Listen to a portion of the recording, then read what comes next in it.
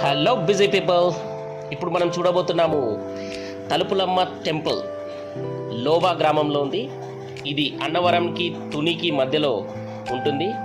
Yes, మీరు అనుకున్నట్టుగా Visakhapatnam highway మధ్యలో ఉంటుంది. నిజంగా ఫ్రెండ్స్, మనకు తెలియని ఎన్నో పుణ్యక్షేత్రాలు మన తెలుగు రాష్ట్రాల్లో ఉన్నాయి.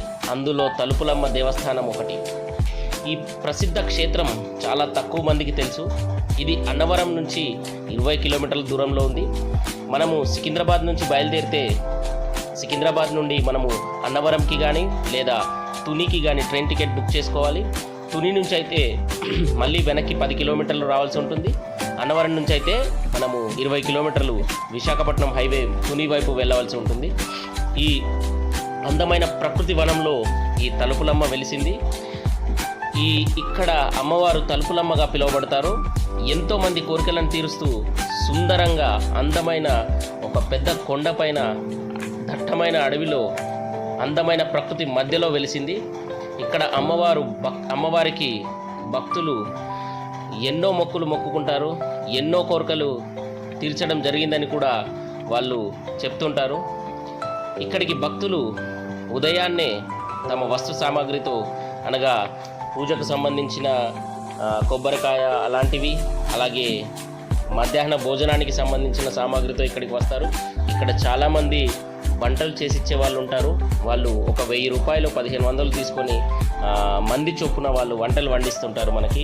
మనం అంతలోపు అమ్మవారి దర్శనానికి వెళ్ళేసి అక్కడికి వెళ్ళి రావచ్చు. ఇక్కడ ప్రభుత్వము 4 కోట్ల రూపాయలతో ఈ అమ్మవారి గుడిని నూతనంగా నిర్మించడానికి పూనుకున్నది. సో ఈ నిర్మాణ పనులు జరుగుతున్నాయి. ఈ మధ్యలో నేను వెళ్ళాను. బట్ ఎంత నిర్మాణ పనుల్లో ఉన్నాం కూడా చాలా అందంగా సుందరంగా కనిపించింది. అమ్మవారు కొండపైన ఒక ప్రకృతిలో ఒక బండల మధ్యలో ఆ అమ్మవారి విగ్రహం ఉంది. అది మనం ఆ టెంపుల్ లోపలికి వెళ్ళి చూస్తే ఆ సుందర మనోహర దృశ్యాన్ని మనము వీక్షించవచ్చు. నేను ఎంత చెప్పినా తక్కువే, అది చాలా బాగుంటుంది ఫ్రెండ్స్. మీరు అక్కడికి వెళ్ళినప్పుడు అన్నవరం కానీ లేదా అటువైపు వెళ్ళినప్పుడు కానీ ఈ పవిత్ర తలుపులమ్మ పుణ్యక్షేత్రాన్ని ఖచ్చితంగా దర్శించాలని కోరుకుంటున్నాను. ఎందుకంటే మనకు తెలియని ఎన్నో పుణ్యక్షేత్రాలు ఉన్నాయి. ఏ అమ్మవారు ఎక్కడ మనల్ని కరుణిస్తుందో తెలియదు. కాబట్టి ఈ సుందర నందన వనంలో ఉన్న ఈ తలుపులమ్మ దేవస్థానానికి ఖచ్చితంగా వెళ్ళండి. ఇంకో వీడియోతో మళ్ళీ కలుద్దాం. Bye friends.